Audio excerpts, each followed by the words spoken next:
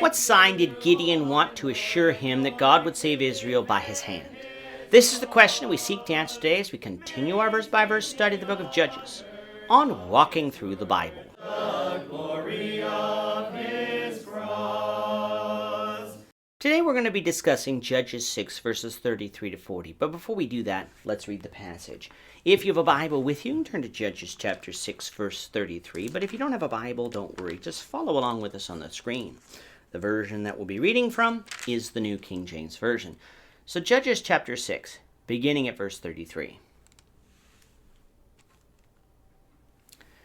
Then all the Midianites and Amalekites, the people of the east, gathered together, and they crossed over and encamped in the valley of Jezreel. But the Spirit of the Lord came upon Gideon. Then he blew the trumpet, and the Abiezrites gathered behind him. And he sent messengers throughout all Manasseh, who also gathered behind him. He also sent messengers to Asher, Zebulun, and Naphtali, and they came up to meet them. So Gideon said to God, "If you will save Israel by my hand, as you have said, look, I shall put a fleece of wool on the threshing floor. If there is dew on the fleece only, and it is dry on all the ground, then I shall know that you will save Israel by my hand, as you have said." And it was so. When he arose early the next morning and squeezed the fleece together, he wrung the dew out of the fleece, a bowl full of water. Then Gideon said to God, "Do not be angry with me, but let me speak just once more. Let me test, I pray, just once more with the fleece. Let it now be dry only on the fleece, but on all the ground let there be dew."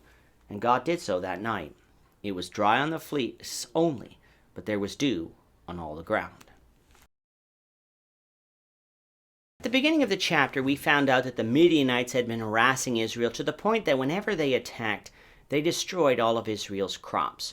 It was so bad that Israel had been hiding in dens and caves, and men like Gideon were threshing wheat in wine presses instead of threshing floors where they would be seen.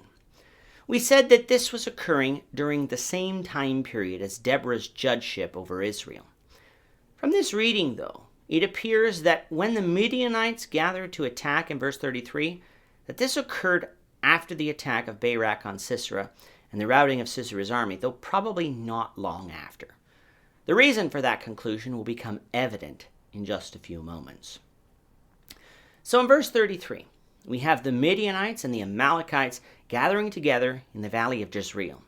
Looking at our maps now, you'll notice that the place of this battle with Gideon and the Midianites in Judges 6 was the very same region of the battle of Barak and the armies of Sisera in Judges 4. That's most likely because of the geography of the land.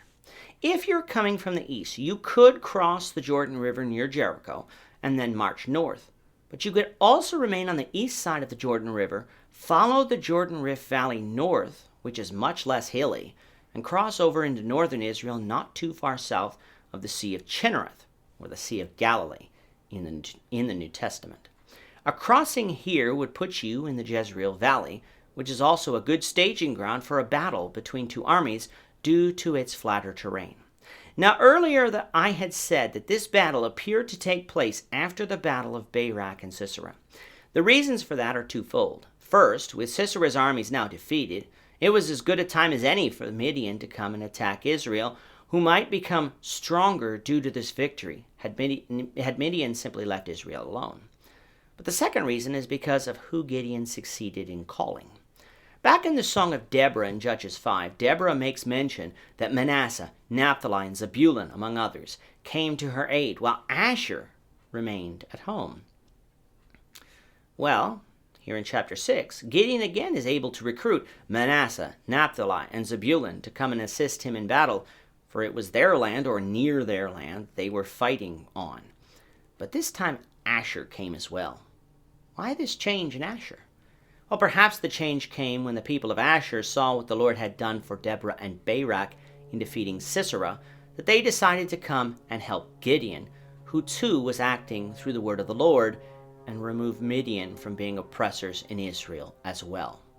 While we'll never know for sure, this explanation does make sense if these two battles in Judges 4 and Judges 6 occur close together. Before going into battle, though, in verses 36 to the end of the chapter, we see the doubt, or at least the weakness in the faith of Gideon peeking through. The Lord had been with him when he removed the altar of Baal. The Lord brought the armies in northern Israel together at his call. And yet here was Gideon needing a little more reassurance that the Lord would deliver Midian, an army with a vast many soldiers, into his hand. So Gideon asked the Lord for a sign. Gideon would lay a piece of fleece outside that night, and if the Lord was going to deliver Midian to him, the ground around the fleece would be dry, but the fleece would be damp with dew. And the next morning, the Lord did exactly what Gideon asked, so much so that when Gideon wrung the dew out of the fleece, he had a bowl full of water. But perhaps the dew on the ground had dried, and the fleece, because it holds water longer, had not dried yet. So Gideon prayed that he wasn't testing God too much by asking him that night to do the opposite. Let the fleece be completely dry, with the ground being covered in dew when he awoke the next morning. And again the Lord did as Gideon asked. Again, we see the Lord acting very patiently with Gideon. Gideon had faith in God, but it was weak at that moment. It needed reassurance, and so God provided such. A lesson we can take from this story for today is that God can provide our faith reassurance through his word. God said that the scriptures are able to lead us to every good work and provide all we need that pertains to life and godliness. Don't believe God? Read the scriptures. Ask the questions. Sure, God isn't going to reveal which car you should buy or what food you should cook for dinner. But the scriptures teach us how to make wise decisions, how to trust in God for our needs, and what God expects of us in terms of holy living and righteous worship. We can learn from Gideon himself that being a man of faith almost never starts with strong faith. It almost always starts with weak faith that grows over time. And as we're growing, as we're trusting in God more and more, we come to realize just how merciful and gracious God is to us.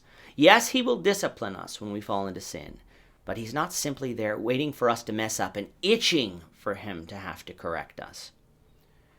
Here's our Father. He's our Father in heaven, not our adversary in heaven. But Gideon teaches us that we must have faith. Gideon had faith in God, even if it is weak here. Had Gideon had no faith in God, rather being content to serve idols, God's demeanor with Gideon would have been different. For us today, we may develop a faith that is constantly growing as we draw nearer and nearer to God through the word of Scripture, and we need to do this. With that, our time is up for today. The Lord willing, we hope you'll join us for tomorrow's discussion of Judges chapter 7, verses 1 to 8, as we continue our walk through the Bible, one verse at a time. Thank you for watching today's episode. We hope that you found it edifying and ask that you not only subscribe to our channel and podcast, but that you like and share this episode among your friends, so that the saving gospel of Jesus Christ can go out to the whole world.